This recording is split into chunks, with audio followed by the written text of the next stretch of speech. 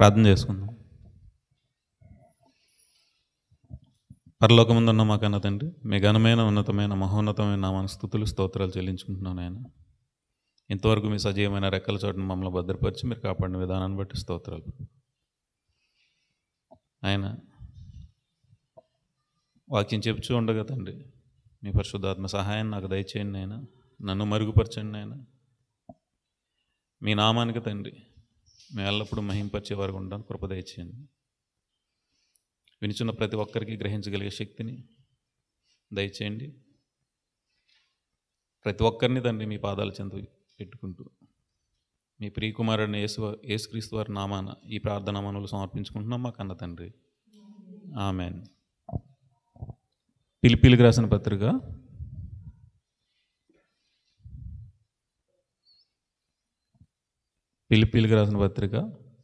3వ అధ్యాయము 8వ వచనం. నిశ్చయముగా నా ప్రభువు అయిన యేసుక్రీస్తును గూర్చిన అతి శ్రేష్టమైన జ్ఞానము నిమిత్తమై సమస్తమును నష్టముగా ఎంచుకొనుచున్నాను. నిశ్చయముగా నా ప్రభువు అయిన యేసుక్రీస్తును గూర్చిన అతి శ్రేష్టమైన జ్ఞానము నిమిత్తమై సమస్తాన్ని నష్టముగా ఎంచుకుంటున్నారు. ఏమంటున్నారు పౌలు గారు? నిశ్చయముగా నా ప్రభువు అయిన యేసుక్రీస్తును గూర్చిన అతి శ్రేష్టమైన జ్ఞానము నిమిత్తమై నాకున్న దాన్ని సమస్తాన్ని, ఆయనకి ఏదైతే ఉందో ఆస్త, జ్ఞానమా, కీర్త, తనకున్న ప్రతి దాన్ని సమస్తాన్ని ఆయన ఎలా ఎంచుకుంటున్నారు? నష్టముగా ఎంచుకుంటున్నారు. దేని నిమిత్తం? యేసుక్రీస్తు వారి యొక్క శ్రేష్టమైన జ్ఞానం, ఆయన నామం నిమిత్తం. దేవుడు మనల్ని ఈ పాప లోకం నుంచి బయటికి తీసుకొచ్చి యేసుక్రీస్తు వారి ద్వారా మనల్ని నీతిమంతులుగా నిలవబెట్టారు. మొదటి ఇజ్రాయేల్ని ఎలా తీసుకొచ్చారు దేవుడు? ఆదికాండం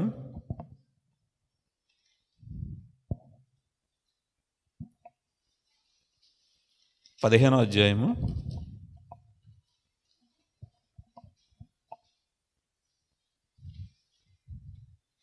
13వ వచనం చూద్దాం. ఆయన నీ సంతతి వారు తమది కాని పరదేశమందు నివసించి ఆ దేశపు వారికి దాసులుగా నుందురు. వారు 400 ఏండ్లు వీరిని శ్రమ పెట్టుదురు. వీరు ఎవరికి దాసులు అవుదురో ఆ జనమునకు నేనే తీర్పు తీర్చుదును. తరువాత వారు మిక్కిలి ఆస్తితో బయలుదేరి వచ్చేదరు. అబ్రాహాము గారికి వాగ్దానం చేసిన తర్వాత, నీ సంతానానికి ఈ దేశాన్ని ఇస్తాను. వారు ఏమవుతారు? వారి పరదేశమందు వారికి, ఆ దేశపు వారికి దాసులు అవుతారు. దాసులైన తర్వాత వాళ్ళు ఏం చేస్తున్నారు? 400 ఏండ్లు వాళ్ళని శ్రమ పెడతారు. ఆ శ్రమ తర్వాత నేను వారిని వారి దాసత్వం నుంచి నేను విడుదల చేసి మళ్ళీ ఈ దేశానికి నేను తీసుకుని వస్తాను. వచ్చేటప్పుడు వాళ్ళు ఎలా వస్తారు? మిక్కిలి ఆస్తిపరులుగా నేను వాళ్ళని తీసుకుని వస్తాను. వాళ్ళు ఎలా బయలుదేరి వెళ్తారు? మిక్కిలి ఆస్తిపరులుగా. అబ్రహాము గారికి చేసిన వాగ్దానం అది. ఇప్పుడు ఆ వాగ్దానం మనకు ఎలా ఉంది? మిక్కిలి ఆస్తి ఎక్కడ ఉంటుంది మనకి? పరలోకమందు ఉంటుంది. ఇప్పుడు మనం ఎవరికి దాసులుగా ఉన్నాం? పూర్వం లోకానికి, సాతానికి దాసులుగా ఉన్నప్పుడు దేవుడు యేసుక్రీస్తు వారిని ఈ లోకానికి పంపి ఆయన రక్తం ద్వారా మనల్ని నీతిమంతులుగా చేసి ఏం చేశారు? దేవుడు మనల్ని ఈ దాసత్వం నుంచి విడిపించారు. ఈ శ్రమల్లో నుండి మనల్ని, ఈ లోకపు శ్రమల్లో నుండి మనల్ని విడిపించి దేవుని యొక్క రాజ్యానికి వారసులుగా చేసి యేసుక్రీస్తు వారి యొక్క రాకడలో మనల్ని ఎలా చేస్తున్నారు? మిక్కిలి ఆస్తిపరులుగా తిరిగి దేవుని యొద్దకు తీసుకెళ్తారు. మన ఆస్తి ఎక్కడుంది? పరలోకమందు ఉంది. ఇక్కడ కనపడదు. వారు ఐగుప్తు నుంచి బయలుదేరి వచ్చినప్పుడు వారి దగ్గర ఏదైనా ఉందా? ఐగుప్తులో ఏదైనా సంపాదించుకుంటే అక్కడ భూమి కానీ ఆస్తి కానీ వారికి లేదు. దాన్ని వదిలిపెట్టి కనాను దేశానికి వచ్చేసారు. అన్నీ ఏదైతే సంపాదన ఉందో, ఏదైతే అక్కడ ఆస్తులు ఉన్నాయో అన్నీ ఏం చేశారు? వాళ్ళు వదిలిపెట్టి రావాల్సి వచ్చింది. అలాగని వాళ్ళు బీదలుగా వచ్చారా? ఆస్తిపరులుగానే వచ్చారు. అలాగే ఈ లోకంలో మనం ఇక్కడ ఉన్నప్పుడు మన ఈ లోకంలో ఉన్నదాన్ని మనం ఏం చేయాలి? విడిచిపెట్టి పరమకాణానికి మనం బయలుదేరి వెళ్ళాలి. వెళ్ళేటప్పుడు మనల్ని బీదలుగా తీసుకుని వెళ్ళాడు దేవుడు. మనల్ని ఐశ్వర్యవంతులుగా, ధనవంతులుగా పరలోకానికి మనల్ని తీసుకుని వెళ్తాడు. నిర్గమకాండము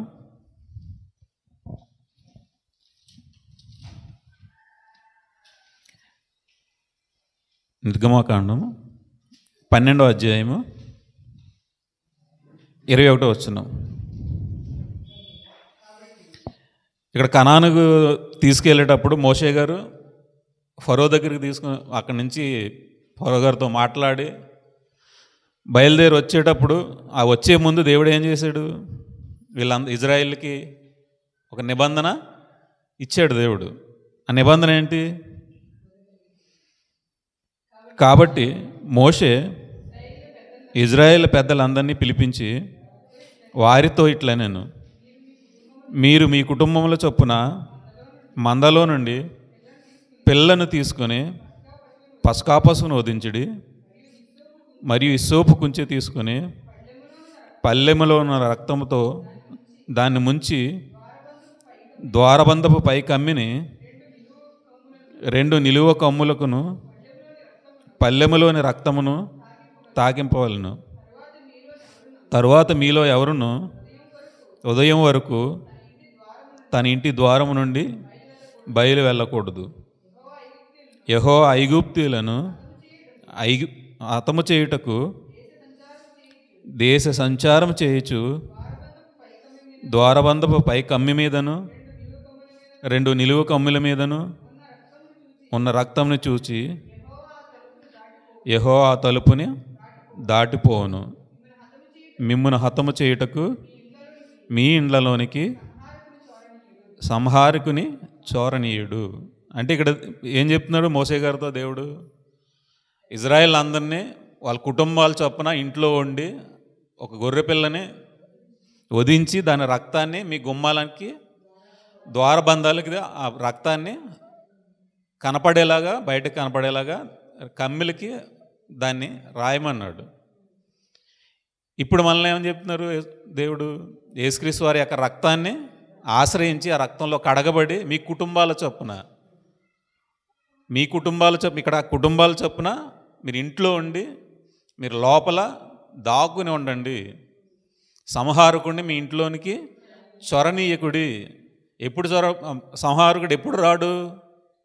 రక్తంలో మన కడగబడిన తర్వాత సంహారకుడు మన కుటుంబాల మీదకి రాడు. అప్పుడు కూడా దేవుడు వారికి ఏం చెప్తున్నాడు? మీ కుటుంబాల చొప్పున ఇంట్లో ఉండి ద్వారబంధ కమ్ములకి రక్తాన్ని రాసుకోండి. అప్పుడు ఎవరైతే సంహారకుడు వస్తాడో, దేవుడు పంపే సంహారకుడు వస్తాడో, అంటే దేవుడు అప్పుడు అక్కడికి వచ్చి ఏం చేస్తున్నాడు? ఐగుప్తీయుల్ని హతము చేస్తున్నాడు. అలాగే యేసుప్రభు వారు 2వ రాకడలో కూడా ఆయన వచ్చినప్పుడు యేసుక్రీస్తు వారి యొక్క రక్తంలో ఎవరైతే కడగబడతారో వారిని ఏం చేస్తాడు? యేసుప్రభు వారు రక్షిస్తాడు. రక్షించి ఆయన తన దగ్గరికి తీసుకుని వెళ్తాడు. ఎవరైతే ఆయన రక్తంలో కడగబడరో వారిని ఏం చేస్తున్నాడు? హతము చేస్తున్నాడు. ఇక్కడ పాత నిబంధనలో దేవుడు ఏదైతే చెప్పాడో ఆయన వచ్చి ఏం చేస్తున్నాడు? ఐగుప్తు దేశం అంతా సంచారం చేస్తున్నాడు.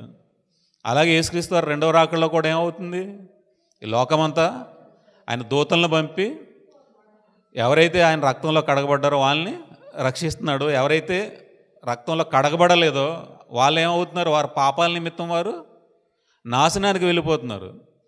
దేవుడు వాళ్ళని ప్రత్యేకంగా వారి మీద కోపంతో వాళ్ళని నాశనానికి తీసుకెళ్ళటం లేదు. వారు చేసిన పాపాల నిమిత్తం వారు నాశనానికి జారిపోతున్నారు. ఎవరైతే ఆయన రక్తంలో కడగబడ్డారో వారిని మాత్రమే ఆయన రక్షిస్తున్నాడు. సంఖ్యాకాండము 33వ అధ్యాయం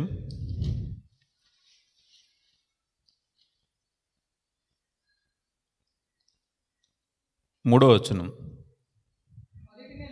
మొదటి నెల 15వ దినమున వారు రామశేసులో నుండి ప్రయాణమై పస్కా పండుగకు మరునాడు వారి మధ్యను యెహోవా హతము చేసిన తొలిచూలునందరినీ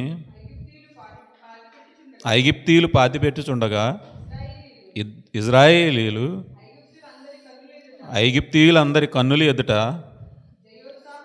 జయోత్సాహముతో బయలుదేరి వచ్చిరి. అప్పుడు ఐగుప్తీయుల దేవతలకు యెహోవా తీర్పు తీర్చెను. దేవుడు ఐగుప్తు నుంచి ఇజ్రాయేల్ని తీసుకొచ్చేటప్పుడు ఏం చేశాడు? ఐగుప్తీయుల యొక్క మొదటి సంతానాన్ని హతము చేసిన తర్వాత వారు ఏం చేశారు? వారు ఇజ్రాయేల్ని వదిలిపెట్టారు. అంతకుముందు వారిని వదిలిపెట్టలేదు. అంతకుముందు మోషే గారు వెళ్ళి అడిగినప్పుడు ఏమన్నారు వాళ్ళు? నిర్గమాకాండము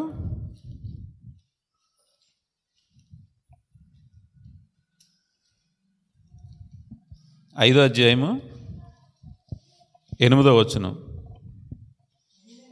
అయినను వారు ఇదివరకు చేసిన ఇటుకల లెక్కనే వారి మీద మోపవలెను, దానిలో ఏమాత్రమును తక్కువ చేయవద్దు. వారు సోమరులు గనుక మేము వెళ్ళి మా దేవునికి బలి అర్పించుటకు సెలవిమ్మని మొరపెట్టుచున్నారు. చాలు. ఇక్కడ మోషే గారు ఫరోని అడిగినప్పుడు మేము వెళ్ళి మా దేవునికి మొక్కాలి, మేమందరము మా పశువులు అన్నీ కలిపి మేము అందరం వెళ్ళి మా దేవుని మొక్కుతాం, మమ్మల్ని వెళ్ళని అన్నప్పుడు ఫరో ఏం చేశాడు? ఇంకా ఎక్కువగా వారి మీద భారం మోపి గడ్డి కూడా మీరే తెచ్చుకోండి, ఇంతకు ముందైతే ఏదైతే మీరు ఇటుకలు తీసారో అదే ఇటుకలు మీరు చేయాలి, గడ్డి మీరే తెచ్చుకోవాలి, ఎందుకంటే మీరు సోమరులు కనుక మా దేవుణ్ణి మొక్కడానికి మేము వెళ్తున్నామని మీరు మొరపెడుతున్నారు. దేవుని మొరపెడదాకా వెళ్తున్నాం అంటే మీరు ఎవరు? పని మానేసి పనిపాటలు మానేసి దేవుని దగ్గరికి వెళ్ళి మీరు ప్రార్థన చేసుకుంటానికి మొరపెడతానికి వెళ్తున్నారంటే మీరు సోమరులు, మీకు పని పాట లేదు. కాబట్టి మీరు ఏం చేస్తున్నారు? మీరు వెళ్ళి దేవుని మొక్కుతామంటున్నారు. ఆ రోజు పొర ఏమంటున్నాడు? దేవునికి మొక్కుతామంటే మీకు సోమరపోతులు, మీకు పని పాట ఏమీ లేదు, వెళ్ళి మీరు దేవుని మొక్కుతామని నాకు మొర పెడుతున్నారు అంటున్నాడు. ఈరోజు కూడా క్రైస్తవులుగా మనం ప్రార్థనకి వెళ్ళినా ఎక్కడికి వెళ్ళినా మనకు ఎదురయ్యేది ఏంటి? మీకు పని పాట ఏమీ లేదు, సోమరపోతుల్లో తిరుగుతా మీరు ప్రార్థన అంటారు, కూడికలు అంటారు, మీరు దేవుడి దగ్గరికి వెళ్ళి పని పాట లేకుండా కూర్చుని మీరు వస్తున్నారు, మీరు సోమరపోతులని లోకం ఏమంటుంది? మనల్ని ఒక పని పాట లేని వారిగా చూస్తుంది. అది దేవుని దృష్టిలో ఎలా ఉంది? లోకం నుండి వేరై మీరు నా యొద్దకు రండి అంటున్నాడు దేవుడు. మీరు వేరైపోతేనే నన్ను మీరు ఆరాధించగలరు. అది లోకానికి కనపడదు, లోకానికి గుడ్డితనం కలగజేశాడు. కాబట్టి లోకంలో ఉన్న వారికి ఏమవుతుంది? పని పాట లేని సోమరులాగా కనపడుతుంది. అది క్రైస్తవులుగా మనకేం ఎలా ఉంటుంది? ఆత్మీయతతో మనం దేవుని ఆరాధించుకుంటూ వెళ్ళినప్పుడు దేవుడు మనకి కృప చూపుతాడని మన పని పాటలు మానేసి, మనకు పని ఉన్నా మనకు పని తెలిసినా మనం చేయగలిగినా మనం ఏం చేస్తున్నాం? ఈ లోకం శాశ్వతం కాదు, ఇది ఒక రోజున లయమైపోతుంది, మనకున్నది పరలోకము, ఆ లోకం మనకి శాశ్వతం అయిందని మనం దేవుణ్ణి మొక్కడానికి మన పని పాటలు మన అన్నిటినీ వదిలిపెట్టి దేవుని దగ్గరికి వెళ్తున్నాం. అది లోకానికి ఎలా ఉంది? సోమరులా ఉంటున్నారు. మోషే గారు అడిగినప్పుడు ఏమంటున్నారు? మీరు పని పాటలు లేకుండా సోమరులా ఉన్నారు, మరి ఎక్కువగా పని పెంచుతున్నారు. ఇక్కడ లోకంలో కూడా మనం ఇలాగ దేవుడి దగ్గరికి వెళ్ళినప్పుడు ఏం చేస్తున్నారు? లోకం కూడా మన మీద పగబడుతున్నారు, పగబట్టి మనకి ఇంకా శ్రమ కలగజేస్తున్నారు.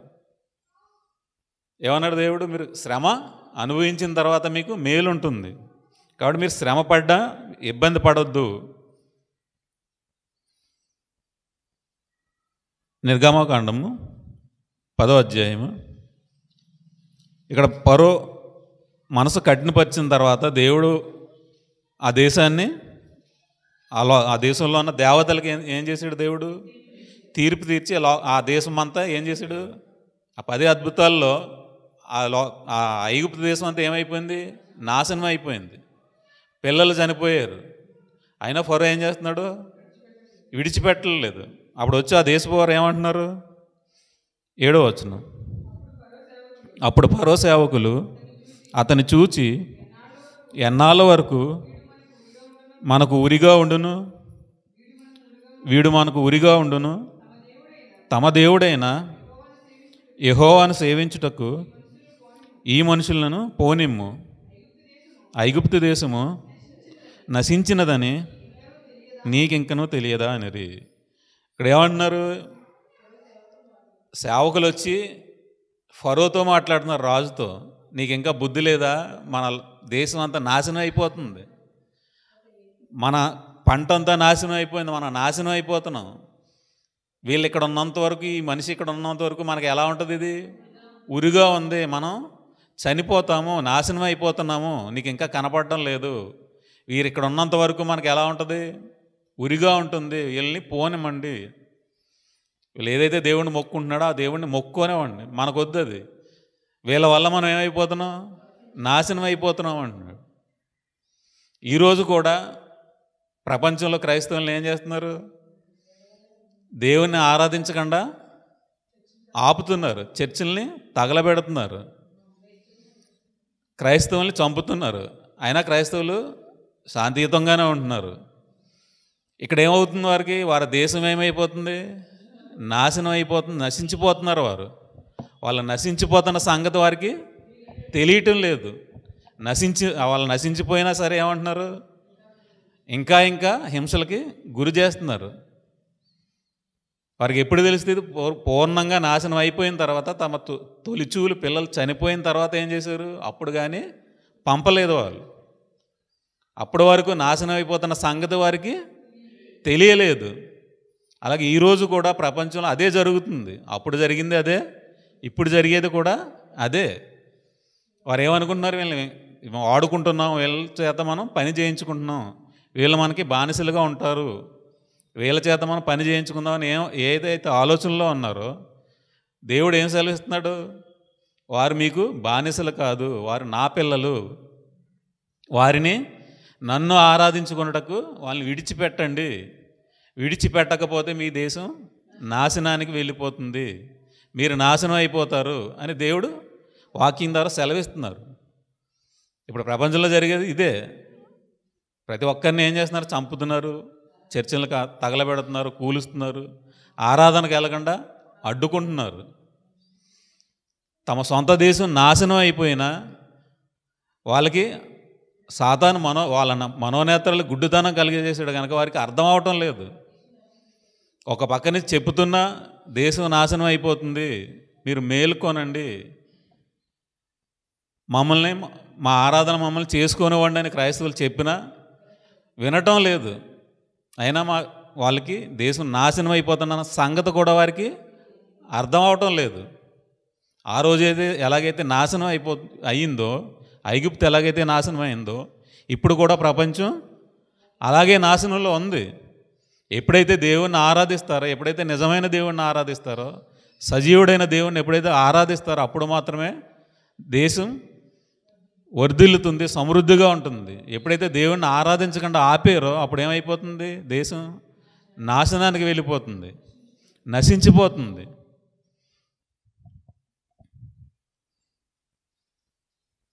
నిర్గమకాండము 13వ అధ్యాయము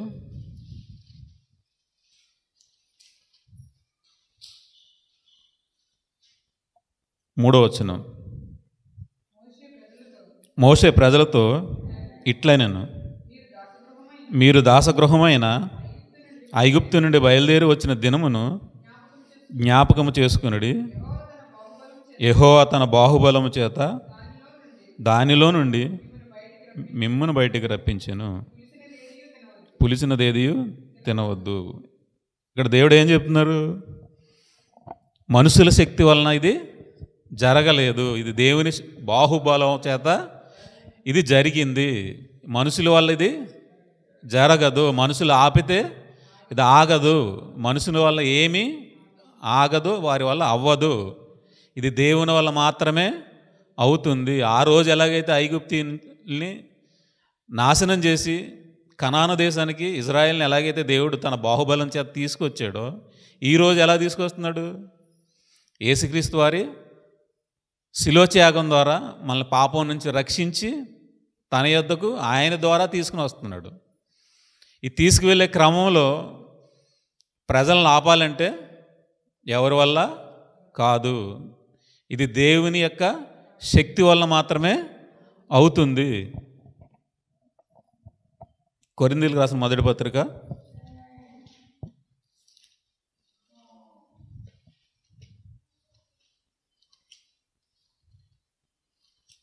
6వ అధ్యాయము 14వ వచనం. దేవుడు ప్రభువుని లేపెను, మనల్ని కూడా తన శక్తి వలన లేపును. మీ దేహములు క్రీస్తునకు అవయవములై ఉన్నవని మీరు ఎరుగరా. చాలు. దేవుడు ప్రభువుని లేపాను, మనల్ని కూడా తని శక్తి వలన లేపుతాడు. ఇజ్రాయేల్ని ఎలాగైతే ఐగుప్తు నుంచి తన బాహుబలం చేత ఎలాగైతే బయటికి తీసుకొచ్చాడో, అలాగే దేవుడు ఏం చేస్తున్నాడు, మనల్ని కూడా యేసుక్రీస్తు వారిని ఎలాగైతే లేపాడో, తిరిగి పునరుద్ధానుడై ఎలాగైతే లేవడానికి యేసుక్రీస్తు వారి యొక్క మరణ సమాధి పునరుద్ధానం నుండి దేవుడు ఎలాగైతే లేపాడో, మనం ఎలాగ లేపబడుతున్నాం? తన బలాతిశయం చేత, తన శక్తి చేత మనల్ని ఏం చేస్తున్నాడు? దేవుడు లేపుతున్నాడు. ఆ రోజైనా ఈ రోజైనా దేవుడు తన శక్తి చేతనే తిరిగి లేపుతాడు. ఎవరైతే ఆయన మీద ఆధారపడతారో వారిని దేవుడు తిరిగి లేపుతాడు. ఈ లోక సంబంధమైన దాసత్వము నుండి తిరిగి తీసుకొస్తాడు, తిరిగి తన యొద్దకు తీసుకుని వెళ్తాడు. ఎలాగైతే ఇజ్రాయేల్ని తీసుకుని వెళ్ళాడో కనానికి, మనల్ని కూడా ఈ లోకం నుండి పరలోకానికి తన శక్తి చేత తీసుకుని వెళ్తాడు.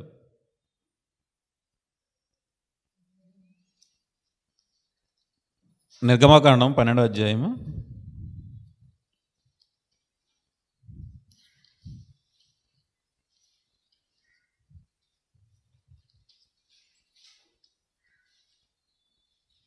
41వ వచనం.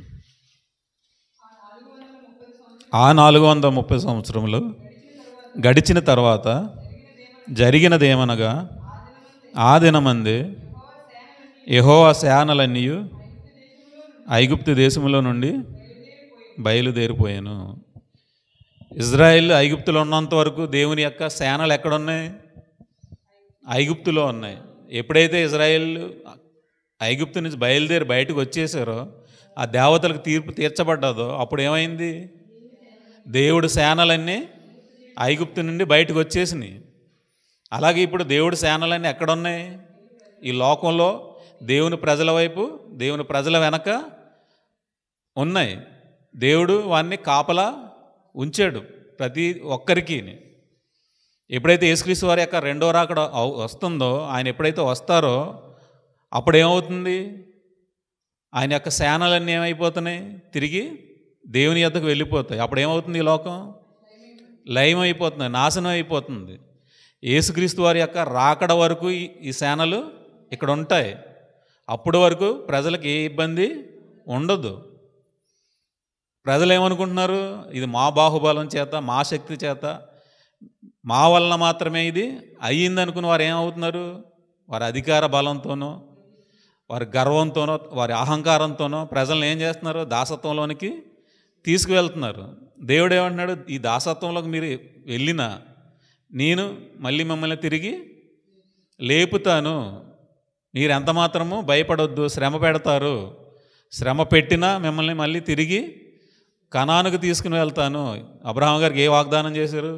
400 సంవత్సరాల వారు శ్రమ పెడతారు, వారికి దాసత్వంలో ఉంటారు, అయినా నేను నీ సంతాన్ని తిరిగి మళ్ళీ ధనవంతులుగా నేను వాళ్ళని సర్వసమృద్ధి గల వారిగా తీసుకుని వెళ్తాను అని అబ్రహాం గారికి ఏ వాగ్దానం అయితే చేశారు, ఇప్పుడు కూడా యేసుక్రీస్తు వారి ద్వారా మనల్ని ఏం చేస్తున్నాడు దేవుడు?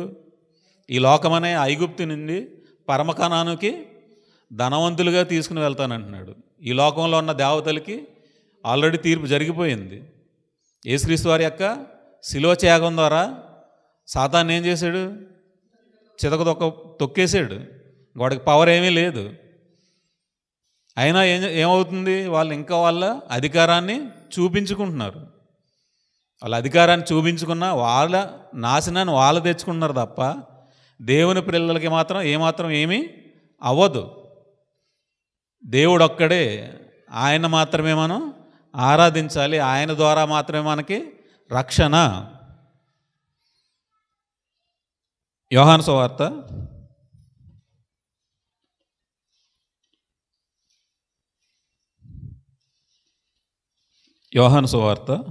3వ అధ్యాయము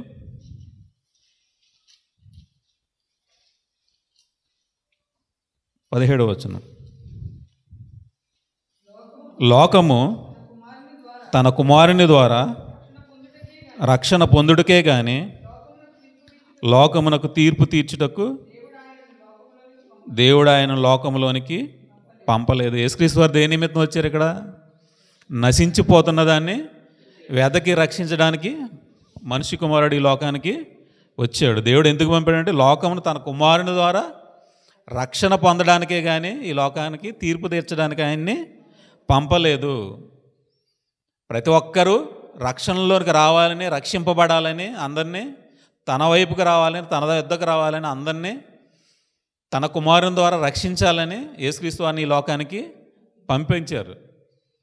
ప్రతి ఒక్కరు ఏం చేయాలి? తమ పాపాలను ఒప్పుకొని ఆయనే రక్షకుడని మారు మనసు పొంది పాపాలను ఒప్పుకొని ఆయన రక్తంలో కడగబడాలి. ఎప్పుడైతే ఆయన రక్తంలో కడగబడతాం అప్పుడు మనం నీతిమంతులుగా తీర్చబడుతున్నాం. ఎవరైతే ఆయన వచ్చేటప్పటికి నీతిమంతులుగా ఉంటారో వారిని మాత్రమే ఆయన తీసుకుని వెళ్తాడు. ఎలా తీసుకుని వెళ్తాడు? సమృద్ధి గలవారిగా, ఆస్తి గలవారిగా తీసుకుని తన యొద్దకు తీసుకువెళ్తాడు. పేదలుగానో లేనివారిగానో ఆయన తీసుకుని వెళ్ళడు. ఆయన సర్వ సమృద్ధి గల దేవుడు, సర్వశక్తి గల దేవుడు. ఆయనకంటూ లేనిదేది లేదు. ఆయన దేన్నైనా చెయ్యగలడు. ఆయనకి అసాధ్యమైనది ఏది లేదు. కాబట్టి మనం ఆయన నమ్ముకున్న మనం లోకంలో ఉన్న దాన్ని చూసి మనం ఎంత మాత్రము మురిసిపోకూడదు, భయపడకూడదు. ఇదే శాశ్వతం అని దాన్ని చూసి మురిసిపోకూడదు. వాళ్ళు ఎవరో ఏదో చేసేస్తారో, ఏదో అయిపోద్దనే భయం కూడా మనకి ఉండకూడదు. ఆయనకు మనకు తోడుగా ఉన్నాడు. ఆయన సేనలన్నీ మనకి తోడుగా ఉన్నాయి. యేసుక్రీస్తు వారు రెండవ రాకడ వరకు ఆయన సేనలు ఎక్కడున్నాయి? మనతోనే ఉన్నాయి.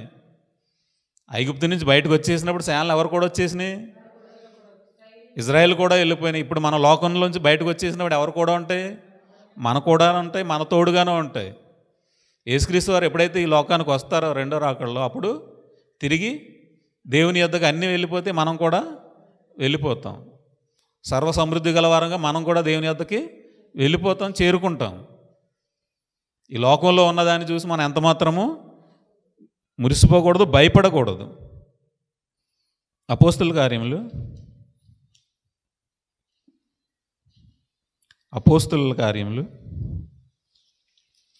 17వ అధ్యాయము 31వ వచనం. ఎందుకనగా తాను నియమించిన మనుషుని చేత నీతిని అనుసరించి భూలోకమునకు తీర్పు తీర్చబోయేడి ఒక దినమును నిర్ణయించి ఉన్నాడు. మృతుల్లో నుండి ఆయన లేపినందున దీని నమ్ముటకు అందరికీ ఆధారము కలగజేసి ఉన్నాడు. ఎందుకనగా తాను నియమించిన మనుషుని చేత. మోషే గారిని ఎలాగైతే నియమించారో ఇజ్రాయెల్ నుంచి ఐగుప్తు నుంచి బయటికి తీసుకురావడానికి, దేవుడు యేసుక్రీస్తు వారిని ఎలా నియమించారు? ఈ లోకం నుండి పరలోకానికి తీసుకువెళ్ళడానికి ఆయన్ని నియమించాడు. ఎందుకనగా ఒక మనుషుని చేత నీతిని అనుసరించి, ఆయన శిలువ ద్వారా, ఆయన రక్తం ద్వారా మనం ఎలా నీతిమంతులుగా తీర్చబడ్డాం. ఆ నీతిని మనకి ఇచ్చినప్పుడు ఆ నీతి ద్వారా మనం ఏమవుతున్నాం? భూలోకానికి ఆయన ఏం చేస్తున్నాడు? తీర్పు తీరుస్తున్నాడు. నీతిమంతులుగా ఉన్నవారు నిత్యరాజ్యానికి వెళ్తున్నారు. ఎవరైతే దేవుని మాట వినకుండా వాళ్ళ ఇష్టానుసారంగా వెళ్ళిపోయారో, వారు చేసిన పనుల వల్ల వారు ఎక్కడికి వెళ్తున్నారు? తీర్పులోనికి వెళ్ళిపోతున్నారు. తీర్పు తీర్చబోయేడు ఒక దినమును నిర్ణయించి ఉన్నాడు. మృతుల్లో నుండి ఆయన లేపినందున దీనిని నమ్ముటకు అందరికీ ఆధారం కలగజేసి ఉన్నాడు. ఆధారం ఎలా ఉంది మనకి? యేసుక్రీస్తు వారిని తిరిగి లేపాడు కాబట్టి ఆయన ద్వారా మనకి ఒక ఆధారం ఉంది. ఎవరైతే తిరిగి లేచారో వారు మాత్రమే మనల్ని రక్షించగలరు. మృతుల్లో నుండి లేపలేకపోతే వారు మనల్ని ఎంత మాత్రము రక్షించలేరు. దేవుడు ఆయన్ని ఎలా లేపాడు? తన శక్తి చేత, బాహుబలము చేత దేవుడు ఆయన్ని లేపాడు, మృతుల్లో నుండి లేపాడు. మృతుల్లో నుండి యేసుప్రభు వారిని ఎలాగైతే లేపాడో, ఆయన్ని ఆశ్రయించిన వారు, ఆయన రక్తాన్ని ఆశ్రయించిన వారు, వారిని కూడా దేవుడు ఆయనలాగే తిరిగి లేపుతాడు. యేసుక్రీస్తు వారి యొక్క రెండో రాకడలో తిరిగి మనం పునరుద్ధానానికి వెళ్తాం, దేవుని యొక్క సన్నిధికి మనం చేరతాం. ఈ లోకంలో ఉన్న దేన్ని చూసి మనం భయపడకూడదు. భయపడితే నాశనానికి వెళ్ళిపోతాము. దాని ద్వారా మనకి తీర్పు వస్తుంది, తీర్పులోకి వెళ్ళిపోతాము.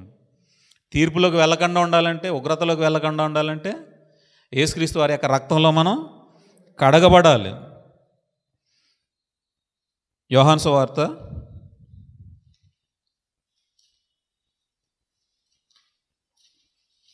9వ అధ్యాయం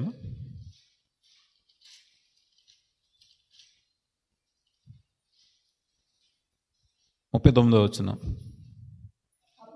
అప్పుడు యేసు చూడని వారు చూడవలెను, చూచువారు గుడ్డివారు కావలెను అను తీర్పు నిమిత్తము నేను ఈ లోకంలోకి వచ్చిందని చెప్పాను. యేసుప్రభువు వారు ఎందుకు వచ్చారు? చూడని వారు చూడవలెను, చూచువారు గుడ్డివారు కావాలనే తీర్పు నిమిత్తం నేను ఈ లోకానికి వచ్చానని యేసుప్రభువు వారు వాక్యం ద్వారా మనకి సెలవిస్తున్నారు. చూచువారు చూడకుండా ఉండాలంటే ఎలా? అది పరలోకం ఉంది, కనిపించినది ఓ లోకం ఉంది. మీరు అక్కడికి రావాలి. మీరు నన్ను ఆశ్రయిస్తే, నా రక్తాన్ని ఆశ్రయిస్తే మీరు నీతిమంతులుగా తీర్చబడి దేవుని యొద్దకు వస్తారని యేసుప్రభువు వారు మనకి చెబుతున్నారు. అది కంటికి కనపడదు. అది చూసేవారికి అది గుడ్డితనం, అది కనపడదు. ఎవరైతే ఆయన యందు విశ్వాసం ఉంచి ఎవరైతే ఆయన నమ్ముతారో వారికి అది ఏమవుతుంది? కనిపిస్తుంది. ఏమన్నారు అక్కడ? చూడని వారు చూడవలను, చూచువారు గుడ్డివారు కావాలని. ఎవరైతే ఆయన విశ్వాసం ఉంచరో వారికి గుడ్డితనం ఉంటుంది. అవిశ్వాసం వల్ల వారి మనోనేతలకి సాతాను ఏం చేశాడు? గుడ్డితనం కలగజేశాడు. అందుకు వారు ఏం చేస్తున్నారు? గ్రహించలేకపోతున్నారు. ఎవరైతే ఆయన నమ్ముతారో వారికి గ్రహింపు శక్తి వచ్చినప్పుడు ఏమవుతున్నారు? చూడగలుగుతున్నారు. గుడ్డివారు ఏం చేస్తున్నారు? చూడగలుగుతున్నారు. అంటే ఈ లోక సంబంధమైన చూపు కాదు, ఆత్మ సంబంధమైన చూపు. అది ఆత్మ సంబంధంగా ఎవరైతే దేవుని ఆశ్రయించి ఎవరైతే ఆత్మలో ఉంటారో వారికి మాత్రమే అది అర్థమవుతుంది, గ్రహింపులోకి వస్తుంది. హెబ్రీయులకు రాసిన పత్రిక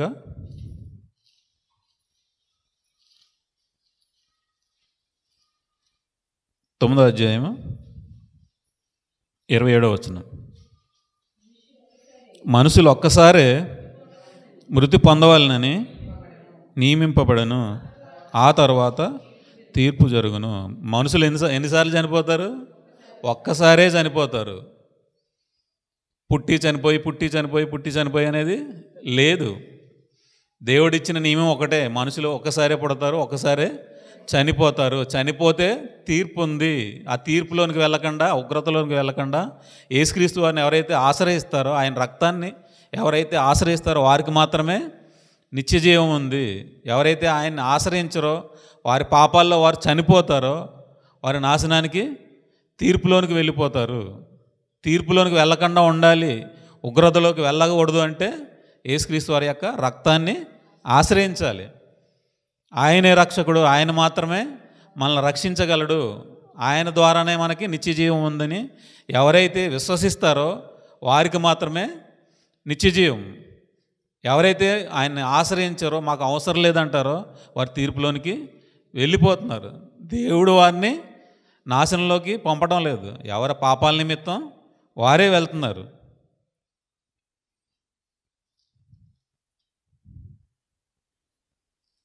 సంఖ్యాకాండము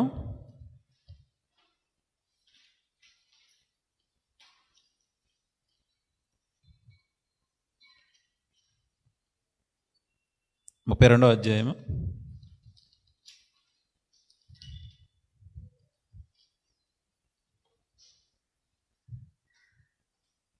23వ వచనం. మీరు అట్లు చేయని ఎడల యెహోవా దృష్టికి పాపము చేసిన వారు అగుదురు గనుక మీ పాపమును మిమ్మను పట్టుకొనును అని తెలుసుకొనుడి. ఇక్కడ వాళ్ళు వాగ్దానం చేశారు, యోర్దాను అవతలకి ఈతల మేము ఉండిపోతాం, మేము అవతలకు రాము అని.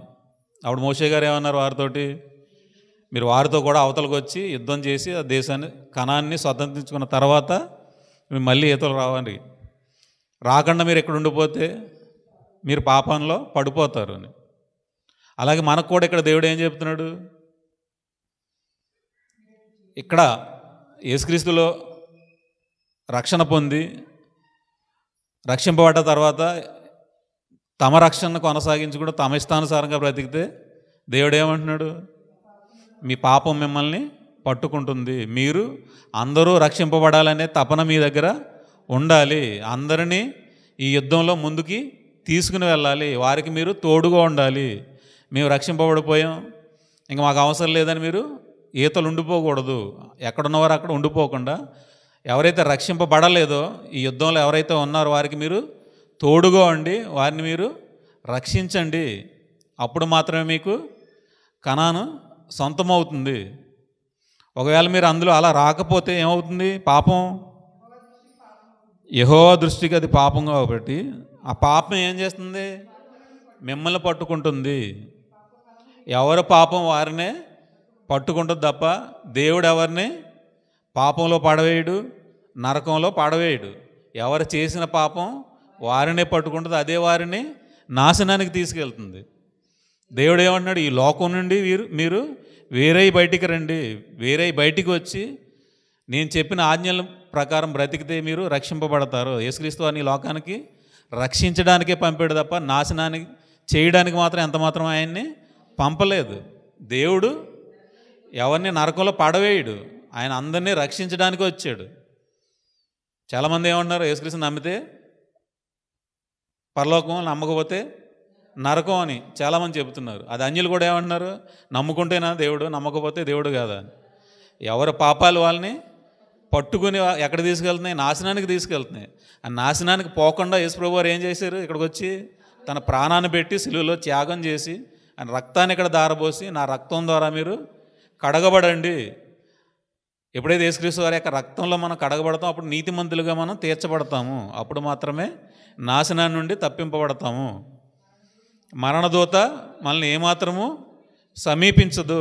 ఎవరైతే రక్తంలో కడగబడరో వారు నాశనానికి వెళ్ళిపోతారు. కాబట్టి ఎవరైతే ఆయన ఆశ్రయిస్తారో వారు మాత్రమే రక్షింపబడతారు. ఎవరైతే ఆశ్రయించరో వాళ్ళు స్వనాశనాన్ని తెచ్చుకుంటున్నారు. ఎవరికి నాశనం వారే తెచ్చుకుంటున్నారు. ఇక్కడ దేవుడు ఎవరిని నాశనంలో పాడవేయటం లేదు. ఎవరి సొంత పాపాల వల్ల, ఎవరి దోషాల వల్ల వారు మాత్రమే నాశనాల్లో వెళ్ళిపోతున్నారు. మీ పాప ఫలం మీకు లభించును. ఏ పని మీరైతే చేస్తున్నారో, ఏ క్రియ అయితే చేస్తున్నారో ఆ క్రియ ఫలితం మీరు అనుభవిస్తారు. మార్కు సువార్త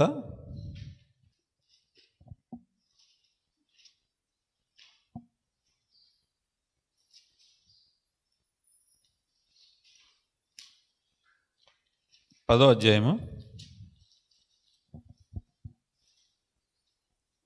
దేవుడు ఏమంటున్నాడు, మీరు ప్రతి ఒక్కరిని పిలుస్తున్నాడు, రండి ఈ లోకం నుండి బయటికి రండి. ఆయన పిలిచినప్పుడు ఎలా రావాలి మనం? 10వ అధ్యాయము 46వ వచనం. వారు ఎరికో పట్టణమునకు వచ్చిరి. ఆయన తన శిష్యులతోనూ బహుజన సమూహముతోనూ ఎరికో నుండి బయలుదేరి వచ్చుచుండగా తిమయి కుమారుడు భర్తిమయి అను గుడ్డి భిక్షకుడు త్రోవ పక్కన కూర్చుండెను. ఈయన నజరేయుడు అని యేసు అని వాడు విని, దావీదు కుమారుడా యేసు నన్ను కరుణింపు అని కేకలు వేయ మొదలుపెట్టాను.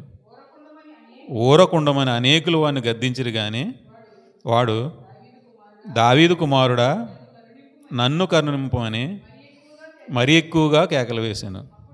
అప్పుడు యేసు నిలిచి వాని పిలువుడని చెప్పగా వారు ఆ గుడ్డివాడిని పిలిచి ధైర్యం తెచ్చుకునుము, ఆయన నిన్ను పిలుచుచున్నాడు, లెమ్మని వానితో చెప్పిరి. అంతటా వాడు బట్టను పారవేసి దిగ్గున లేచి యేసు యొద్దకు వచ్చాను. యేసు, నేను నీకేమి చేయగోరుచున్నానని వానిని అడుగగా, ఆ గుడ్డివాడు, బోధకుడా, నాకు దృష్టి కలగజేయమని ఆయనతో అనెను. అందుకు యేసు, నీవు వెళ్ళుము, నీ విశ్వాసము నిన్ను స్వస్థపరిచినని చెప్పాను.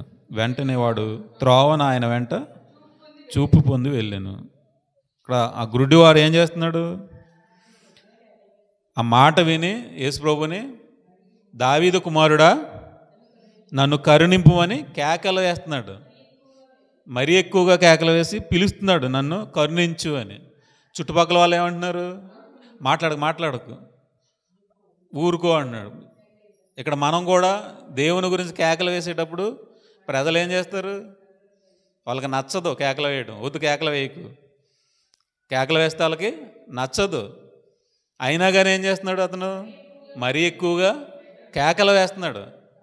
ఎవరైతే మరీ ఎక్కువగా ఆయన్ని ఆరాధించి ఎవరైతే కేకలు వేస్తారో ఆయన నిమిత్తం, వారు మాత్రమే రక్షింపబడతారు. ఎవరో పక్క వాళ్ళు వద్దు అంటే మానేస్తే ఏమైపోతాం? అవిశ్వాసంలో పడిపోతాం. మనం ఎంత మాత్రము రక్షణలోనికి రాము. మన దృష్టి తెరవబడదు. దేవుడు మనకి గుడ్డితనాన్ని నుండి మనోనేత్రాలని తెరవడు. అప్పుడు ఏమన్నారు? యేసుప్రభు వారు నిలిచి ఏమంటున్నారు? వాళ్ళని రమ్మను అని పిలుస్తున్నాడు. ఎప్పుడు? పక్క వాళ్ళ మాటలు పట్టించుకోకుండా ఎప్పుడైతే పిలుస్తున్నాడో, కేకలు వేస్తున్నాడో, అప్పుడు యేసుప్రభు వారు ఆగి పిలుస్తున్నాడు. అప్పుడు ఏమన్నారు? ధైర్యం తెచ్చుకొని నువ్వు వెళ్ళు, ఆయన రమ్మంటున్నాడు అన్న. అప్పుడు వాడు ఏం చేశాడు?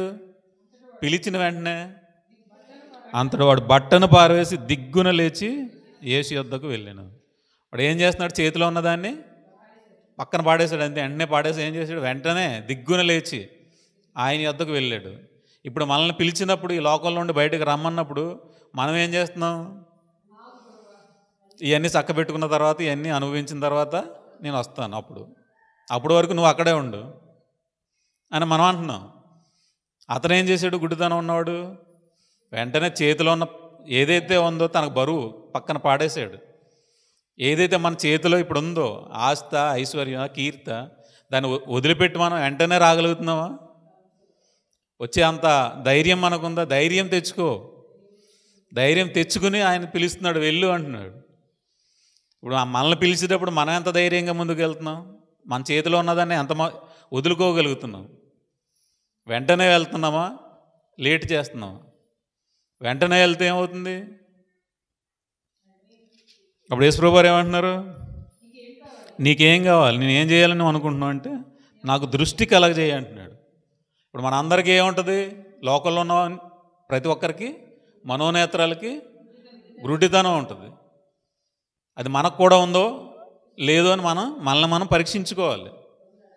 ప్రభువుని అడిగిన తర్వాతే దేవుడు మనల్ని అడుగుతాడు, ఏం కావాలి నీకంటే మనం, నా దృష్టి కలగజేయ ప్రభువా, నా మనోనేత్రాలు తెరువు ప్రభువా, నేను గ్రహించలేక ఉన్నాను, ఏం జరుగుతుందో నాకు అర్థం కావట్లేదు, కాబట్టి నా మనోనేత్రాలు తెరువు ప్రభువా అని మనం ఎప్పుడైతే కేకలేసి అడుగుతామో అప్పుడు ఆయన మన విశ్వాసంతో అడిగితే మనకి కనుదృష్టి కలుగజేస్తాడు, మన మనోనేత్రాల్ని తెరుస్తాడు, వెలిగిస్తాడు. అప్పుడు మాత్రమే ప్రతిదాన్ని మనం గ్రహించగలిగే శక్తి మనకు వస్తుంది.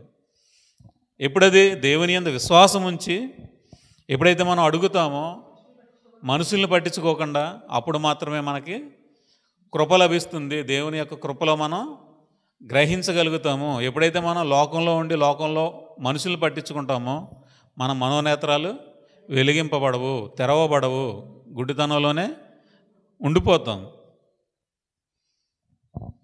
అదే మార్కు సువార్త 12వ అధ్యాయం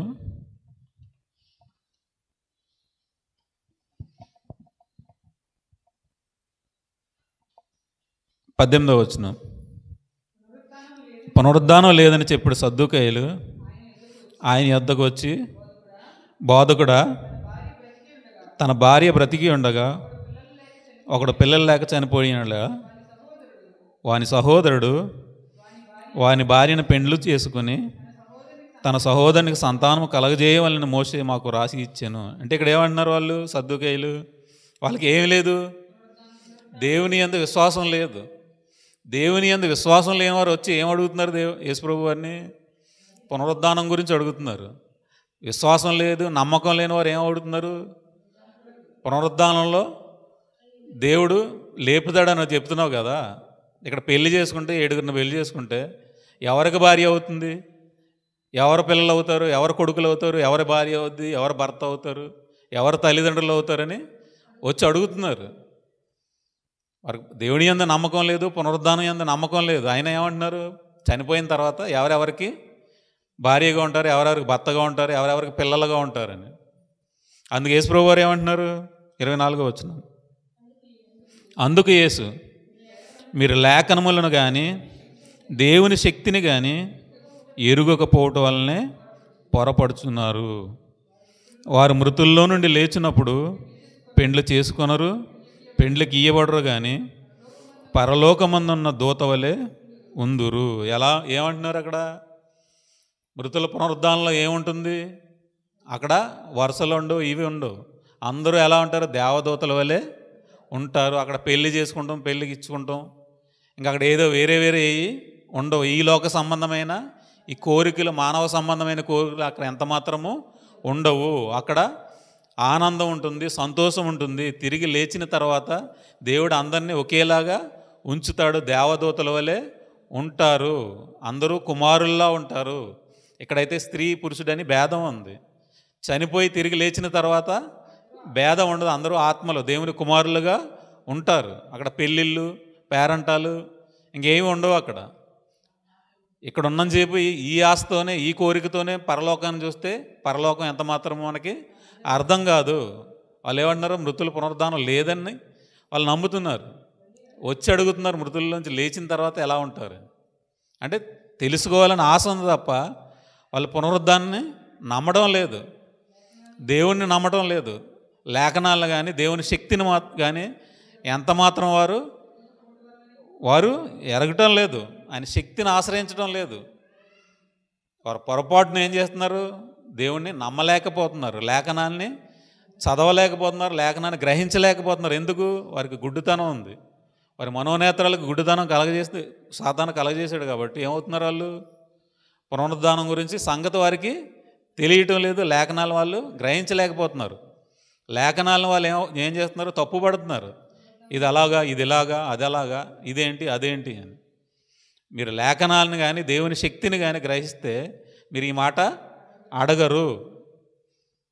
ఆ రోజు తిరిగి లేచిన తర్వాత అందరూ దేవుని కుమారులుగా ఉంటారు, దేవదూతల వలె ఉంటారు. ఈ లోక సంబంధమైన ఆలోచనలతో మీరు ఎంత మాత్రము ఆలోచించొద్దు. మీరు గ్రహింపు శక్తి మీకు కావాలి. ఎప్పుడు వస్తుంది? ఆత్మ ద్వారా మాత్రమే మనకు అనుగ్రహింపబడుతుంది. రోమీయులకు రాసిన పత్రిక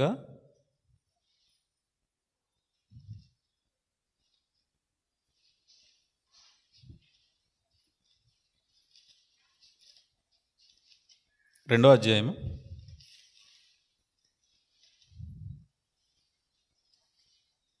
1 నుంచి. కాబట్టి తీర్పు తీర్చు మనుషుడా, నీ ఎవడైనా సరే నిరుత్తరుడవై ఉన్నావు. దేని విషయంలో ఎదుటివానికి తీర్పు తీర్చుచున్నావో దాని విషయంలో నీవే నేరస్తుడు అని తీర్పు తీర్చుకొనుచున్నావు. ఏలయనగా తీర్పు తీర్చు నీవును అట్టి కార్యములనే చేయుచున్నావు కావా? అట్టి కార్యములు చేయువారి మీద దేవుని తీర్పు సత్యమును అనుసరించినదే అని ఎరుగుదుము. అట్టి కార్యములు చేయడానికి తీర్పు తీర్చుచు వాటినే చేయుచున్న మనుషుడా, నీవు దేవుని తీర్పు తప్పించుకుందువని అనుకుందువా? లేదా దేవుని అనుగ్రహము మారు మనసు పొందుటకు నిన్ను ప్రేరేపించుతున్నదని ఎరుగక ఆయన అనుగ్రహైశ్వర్యమును, సహనమును, దీర్ఘశాంతమును తృణీకరించుదువా? నీ కాఠిన్యమును మార్పు పొందని నీ హృదయమును అనుసరించి ఉగ్రత దినమందు అనగా దేవుని న్యాయమైన తీర్పు బయలుపరచబడు దినం ముందు నీకు నీవే ఉగ్రతను సమకూర్చుకొనుచున్నావు. ఏమంటున్నారు ఇక్కడ? తీర్పు తీర్చి మనుషుడా.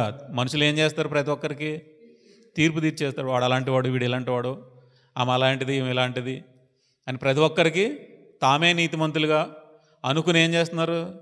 ప్రతి ఒక్కరికి తీర్పు తీర్చేస్తున్నారు. దేవుడు ఏమన్నాడు?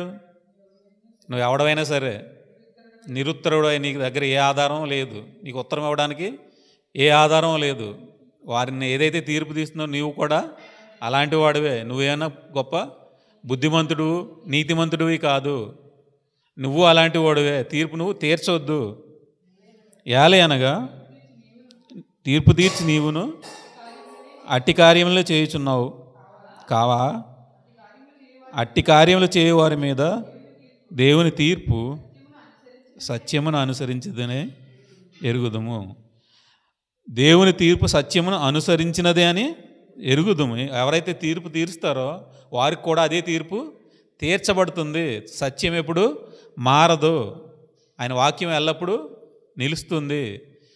ముందు ఏదైతే చెప్పాడో తర్వాత కూడా అదే చెప్తే ఎప్పటికీ కూడా అదే ఉంటుంది. మార్పు ఉండదు. ఆయనలో మార్పు ఉండదు. మనుషులు అయితే మార్పు ఉండదు తప్ప దేవుని తీర్పులో మార్పు ఉండదు. అట్టి కార్యములు చేయవారికి తీర్పు తీర్చుచు వాటినే చేయుచున్న మనుష్యుడా. ఏ పనులైతే తప్పుడు పనులు చేస్తున్నారో, ఎవరికైతే తీర్పు తీరుస్తున్నావో నువ్వు కూడా ఏం చేస్తున్నావు? అదే పని చేస్తున్నావు. నువ్వు ఏదైతే తీర్పు తీరుస్తున్నావో ఆ తీర్పు నుంచి నువ్వు తప్పించుకుంటావని అనుకుంటున్నావా? ఎంత మాత్రము నువ్వు తప్పించుకోవు. దేవుని అనుగ్రహము మారు మనసు పొందుటకు నిన్ను ప్రేరేపించుతున్నదని ఎరుగక ఆయన అనుగ్రహైశ్వర్యమును సహనమును దీర్ఘశాంతమును తృణీకరించుదువా. ఎవరైతే తీర్పు తీరుస్తున్నారో ఏమైపోతున్నారు? ఆయన అనుగ్రహైశ్వర్యము, దేవుని అనుగ్రహము మారు మనసు పొందుటకు నిన్ను ప్రేరేపిస్తుంది. దేవుడు ఏం చేస్తున్నాడు? ప్రతి ఒక్కరిని మారు మనసు పొందడానికి ప్రేరేపిస్తున్నాడు. ఆయన అనుగ్రహం ఇవ్వడానికి ప్రేరేపిస్తున్నాడు ప్రతి ఒక్కరిని. మారు మనసు పొందండి, రండి అని. ప్రతి ఒక్కరు ఏం చేస్తున్నారు? చాలామంది దేవుని యొద్దకు రాకుండా తృణీకరించి తీర్పు తీరుస్తున్నారు. అంత గొప్పవాడా మీ దేవుడు? అలాంటి వాడా, ఇలాంటి వాడా? దేవునికి ఏం చేస్తున్నారు వీళ్ళు? దేవుణ్ణే తప్పుపట్టే అంత గొప్పవాళ్ళు అయిపోయారు. దేవుడు ఆయుష్ని తీసేస్తే మారు మాట పలకలేనంత శక్తిహీనులు మనుషులు. వారు ఏం చేస్తున్నారు? దేవుణ్ణే తృణీకరిస్తున్నారు. దేవుడు ఏమన్నాడు? మీరు మారు మనసు పొందండి, నా అనుగ్రహాన్ని పొందండి, నేను ఇచ్చే మహదైశ్వర్యాన్ని మీరు పొందండి, అనుగ్రహైశ్వర్యం మీరు పొందండి. ఆయన దీర్ఘశాంతాన్ని, ఆయన సహనాన్ని ఏం చేస్తున్నారు? తృణీకరించి దేవుని ఉగ్రతలో పడిపోతున్నారు. నీ కాఠిన్యమును మార్పు పొందని నీ హృదయమును అనుసరించి ఉగ్రత దినమందు అనగా దేవుని న్యాయమైన తీర్పు పరచబడు దినమందు నీకు నీవే ఉగ్రతను సమకూర్చుకుంటున్నావు. ఎవరికి వారు ఏం చేస్తున్నారు? తమ పాపాలకి తామే ప్రతిఫలాన్ని పొందుతున్నారు. ఎవరైతే కాఠిన్యంగా ఉంటున్నారో, ఎవరైతే మార్పు పొందకుండా తమ హృదయాలు కఠినత్వం చేసుకుంటున్నారో వారు ఏమైపోతున్నారు? తీర్పులోనికి వెళ్ళిపోతున్నారు, ఉగ్రత పాలైపోతున్నారు. దేవుడు ఏమంటున్నాడు? రండి, నా యొద్దకు రండి, తీర్పులోనికి మీరు వెళ్ళకండి అని ప్రతి ఒక్కరిని పిలుస్తున్నప్పుడు ఏమంటున్నారు? మాకు నువ్వేం చెప్పవసరం లేదు, మేమే నీతిమంతులము, మేము ఏదైతే ఉన్నామో అదే మాకు చాలు అంటున్నారు. దేవుడు ఏమన్నాడు? ఇది శాశ్వతం కాదు, ఇది నిజం కాదు, మీ మనోనేత్రాలకి గుడ్డితనం కలిగింది. ఈ గుడ్డితనం నుంచి మీరు బయటకు రావాలంటే యేసుక్రీస్తు వారి యొక్క రక్తంలో కడగబడాలి. మీరు నీతిమంతులుగా తీర్చబడిన తర్వాత మాత్రమే మీకు మనోనేత్రాలు తెరవబడతాయి. అప్పుడు మాత్రమే మీకు దేవుని యొక్క దీర్ఘశాంతము, ఆయన అనుగ్రహము మీకు అర్థమవుతుంది. తీర్పులోనికి వెళ్ళరు. తీర్పు నుంచి బయటికి రావాలి అంటే, ఉగ్రత నుంచి బయటపడాలంటే ఆయన యొద్దకు రావాలి.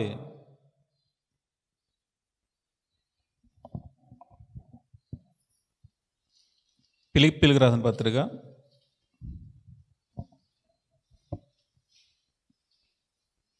3వ అధ్యాయము, అలాగ మొదటి చదువుకున్న దాని దగ్గరికి వెళ్దాం.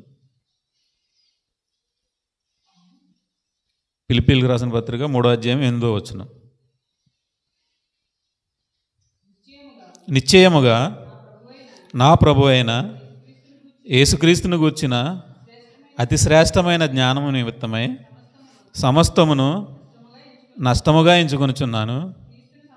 క్రీస్తును సంపాదించుకుని ధర్మశాస్త్ర మూలమైన నా నీతిని గాక క్రీస్తునందలి విశ్వాసం వలన నీతి అనగా విశ్వాసమును బట్టి దేవుడు అనుగ్రహించు నీతి గలవాడనై ఆయన యందు అగపడు నిమిత్తమును.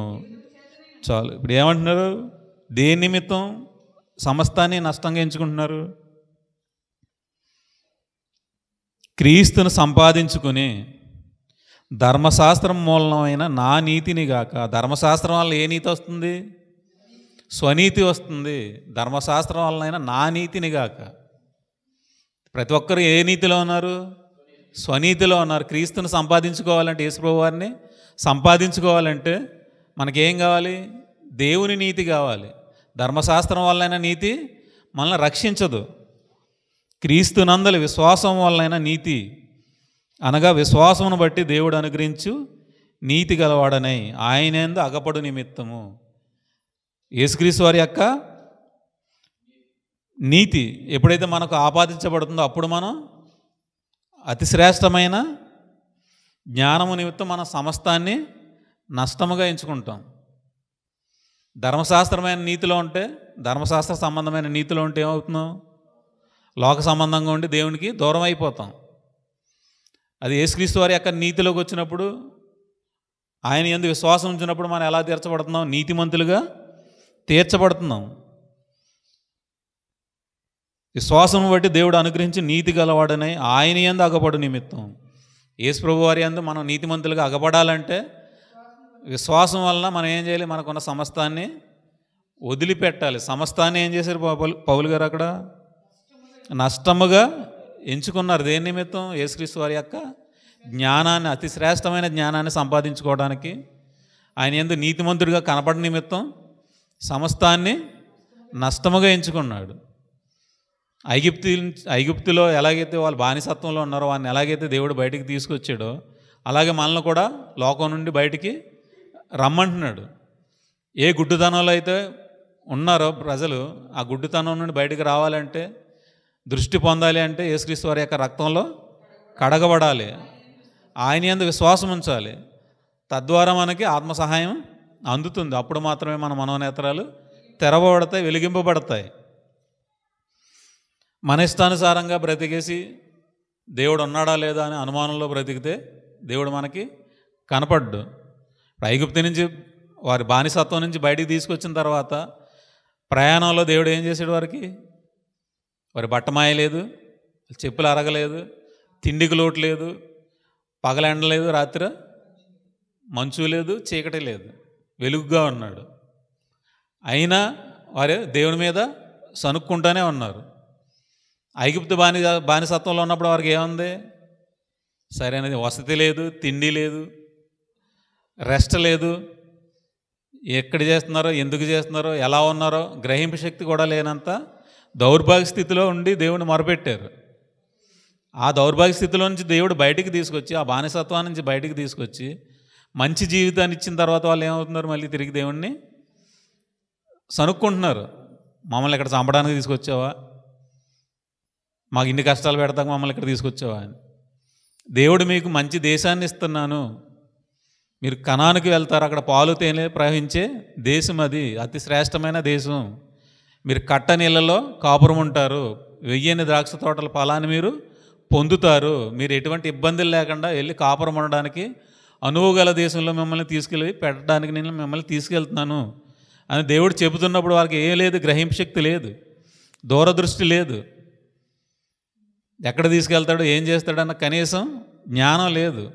ఐగుప్తు బానిసత్వం నుంచి బయటికి ఆయన బాహుబలం చేత తీసుకొచ్చిన దేవుడు కనానుకు తీసుకెళ్ళి అక్కడ మనల్ని పెడతాడన్న నమ్మకం వారికి, విశ్వాసం లేదు. ఇప్పుడు కూడా మనల్ని ఏం చేస్తున్నాడు దేవుడు?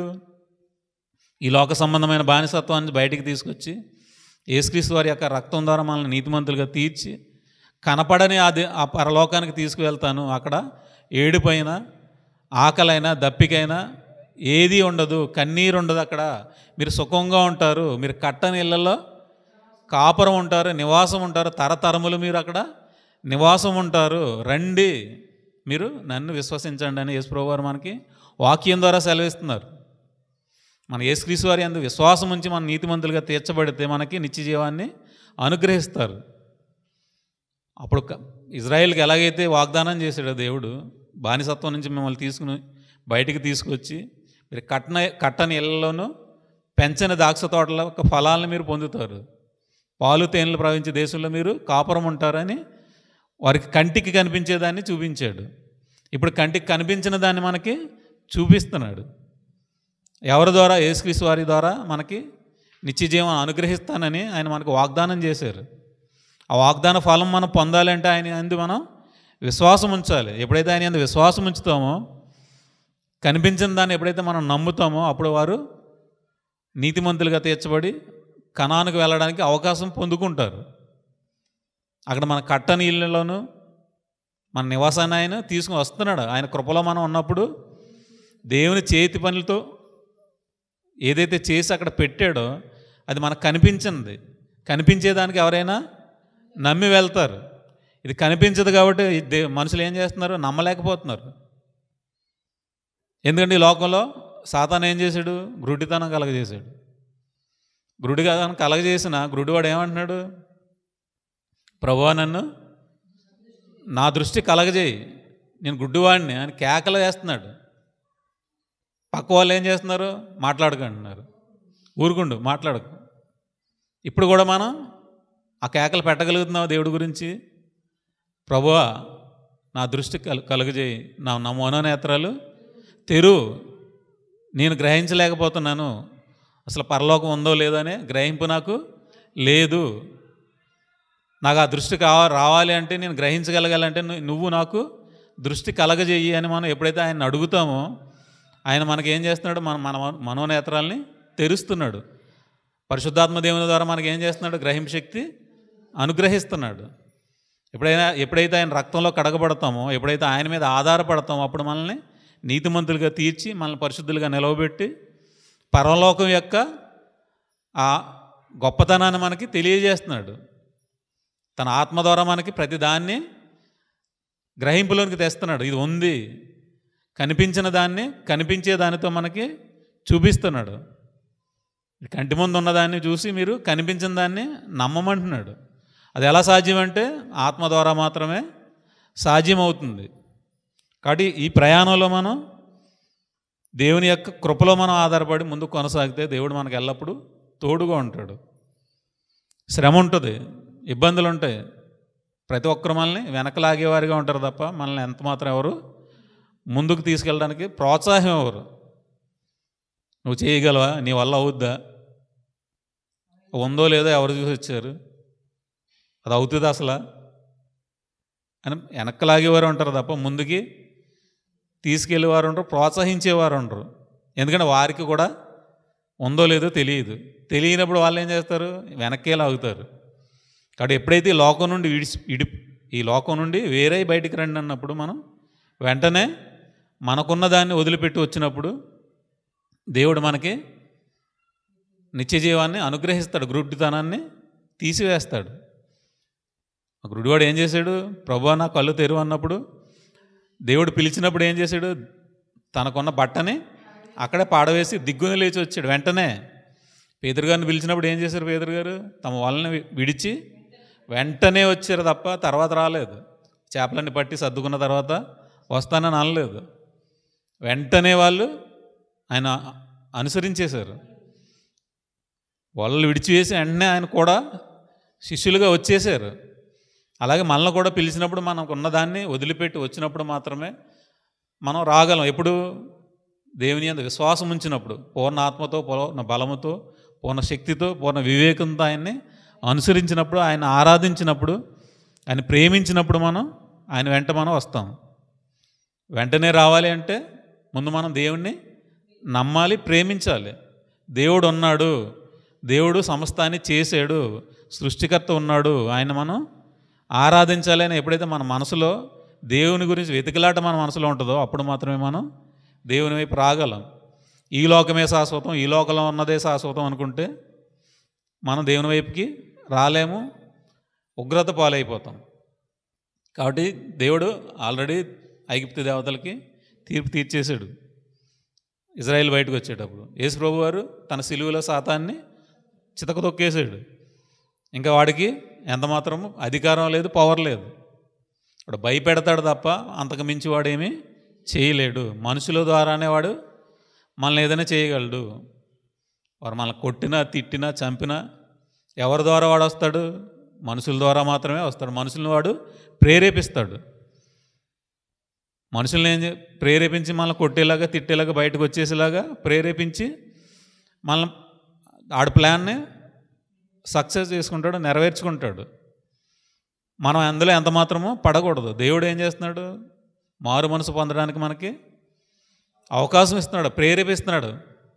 రండి మీరు మారు మనసు పొందండి అని అవకాశం ఇస్తున్నాడు మనకి. తన పరిశుద్ధాత్మ దేవుని యొక్క తోడు మనకిచ్చి ఆయన ద్వారా మనల్ని ప్రేరేపిస్తున్నాడు. రండి దేవుని వైపుకి. ఇది శాశ్వతం కాదు, ఇది ఒకరోజు లయం అయిపోతుంది, ఇది ఎంత మాత్రము శాశ్వతం కాదు అని పౌలు గారు ఎప్పుడైతే తెలుసుకున్నారో ఆ జ్ఞానం నిమిత్తం ఏం చేశారు? ఆయన తనకున్న సమస్తాన్ని పెంటగా ఎంచుకొని మృతుల పునరుద్ధానం కావాలని ఆయన పరుగుపెట్టారు. ఏ విధము చేతనైనా నాకు మృతుల పునరుద్ధానం కావాలి, ఆ శ్రేష్టమైన ఆ జ్ఞానం నాకు కావాలి, దాని నిమిత్తం నాకున్న దేన్నైనా నేను వదిలిపెట్టేస్తాను, దాన్ని నష్టంగా ఎంచుకుంటాను. ఏది నాకు ఈ లోకంలో శాశ్వతం కాదు.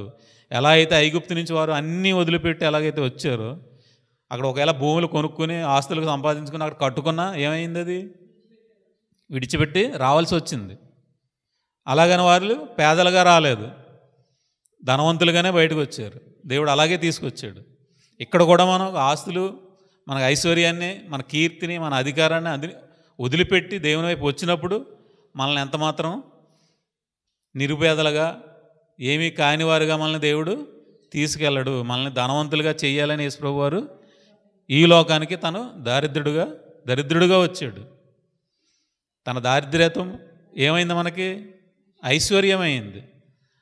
మనల్ని ధనవంతులుగా చేయడానికి యేసుప్రభు వారు ఈ లోకానికి వచ్చాడు. ఆయన మనల్ని రక్షించడానికి వచ్చాడు. మనల్ని రక్షించి తిరిగి దేవుని యొద్దకు తీసుకువెళ్ళడానికి మాత్రమే ఆయన ఈ లోకానికి వచ్చాడు. తీర్పు తీర్చడానికి ఆయన ఎంత మాత్రము ఈ లోకానికి రాలేదు. తీర్పులోకి వెళ్తున్నాము అంటే, ఉగ్రతలోకి వెళ్ళిపోతున్నాము అంటే అది ఎవరి వల్ల? మన పాపాల వల్లే, మనం చేసిన పాపాల వల్లే మనం వెళ్తాం తప్ప దేవుడు ఎవరిని ఉగ్రత పాలు చేయడు. నరకం ఎవరికి? సాతానికి, అపవాదికి, వాడి దూతలకి, వారికి మాత్రమే సిద్ధపరిచాడు. వాళ్ళని ఎవరైతే అనుసరించారో వారు కూడా వారితో వెళ్ళిపోతారు. అందుకని దేవుడు ఏమన్నాడు? వారి వైపుకి వెళ్ళకండి, వారు ఎంత మాత్రము మిమ్మల్ని కాపాడలేరు. దైవత్వం లేని దాన్ని మీరు ఎంత మాత్రము ఆరాధించకండి. దేవుడు ఒక్కడే, ఆ దేవుడు పరలోకమందున్న తండ్రి, ఆయన మాత్రమే మనకి నిత్య జీవాన్ని ఇవ్వగలడు. అది యేసుక్రీస్తు వారి ద్వారా మాత్రమే అనుగ్రహింపబడింది. ఆయన రక్తం ద్వారా ఎవరైతే కడగబడతారో, ఎవరైతే ఆయన అనుసరిస్తారో, ఎవరైతే ఆయన్ని విశ్వసిస్తారో వారికి మాత్రమే నిత్య జీవం ఉంది. యేసుక్రీస్తు వారి రక్తం ద్వారా కడగబడ్డ తర్వాత మనకు ఆత్మ సహాయాన్ని ఇస్తున్నారు. ఆత్మ మనల్ని ఎక్కడి దాకా నడిపిస్తుంది? నరకం నుండి పరలోకానికి తీసుకువెళ్ళడానికి, మరణం వరకు మనకు కావలుగా ఉంటుంది. ఎవరైతే ఆయన మీద ఆధారపడతారో వారికి మాత్రమే ఆత్మ సహాయం అందబడుతుంది. కాబట్టి మనం ఉగ్రత పాలవ్వకూడదు, తీర్పులోనికి వెళ్ళకూడదు అంటే యేసుప్రభు వారిని మనం స్వరక్షకుడిగా అంగీకరించి మనం నీతిమంతులుగా తీర్చబడితే ఆయన ఎంతమాత్రం మనల్ని విడిచిపెట్టాడు. కాబట్టి మనం ఎల్లప్పుడూ ఎత్తబడే గుంపులో ఉండాలి, కానీ విడిచిపెట్టే గుంపులో ఎంతమాత్రమో మనం చేరకూడదు. లోకానికి వేరైపోవాలి. లోకంలో ఉన్న ఆ క్రియలన్నీ మనం విడిచిపెట్టాలి. అలా ఉండాలని కోరుకుంటూ ఈ నా మాటలు ముగిస్తున్నాను. ప్రార్థన చేసుకుందాం. పరలోకమందున్న మా కన్న తండ్రి, మీ ఘనమైన, ఉన్నతమైన, మహోన్నతమైన నామానికి స్తుతులు, స్తోత్రాలు చెల్లించుకుంటున్నాను. నాయన ఈ లోక సంబంధమైన దేన్ని మేము ఆశించకుండా తండ్రి, మీరు పిలిచిన వెంటనే తండ్రి మేము ప్రతి దాన్ని వదిలిపెట్టుకుని మీ వైపు రావడానికి మీ ఆత్మ సహాయాన్ని మా అందరికీ దయచేయండి నాయన. కృప చూపండి తండ్రి, మా మనోనేత్రాలు వెలిగించండి నాయన, సహాయం చేయండి. మమ్మల్ని తండ్రి మీరు ఇప్పుడు ఐశ్వర్యవంతులుగానే చూస్తున్నారు నాయన. మేమైతే ఈ లోకంలో ఉన్నదాన్ని ఆశించి ఇదే శాశ్వతం అని మేము ఇందులో ఉండిపోతే తండ్రి మమ్మల్ని ఎవరు రక్షించలేరు తండ్రి. మమ్మల్ని అందరినీ జ్ఞాపకం చేసుకోండి అయినా సహాయం చేయండి తండ్రి. ప్రతి ఒక్కరూ తండ్రి మారు మనసు పొంది రక్షణలోకి రావాలనే మీ ఆశ నాయన. ఏ ఒక్కరు విడిచిపెట్టాలనే మీ ఆశ కాదు నాయన. మీ చిత్తం అందరినీ మీ వద్దకు రావాలని, మీ చిత్తానుసారంగా ప్రతి ఒక్కరూ మిమ్మల్ని అనుసరించాలనేదే మీ ఆశ తండ్రి. మీ చిత్తాన్ని అనుసరించి నడిచే పిల్లలుగా ఉండడానికి మా అందరికీ కృప దయచేయండి, సహాయం చేయండి.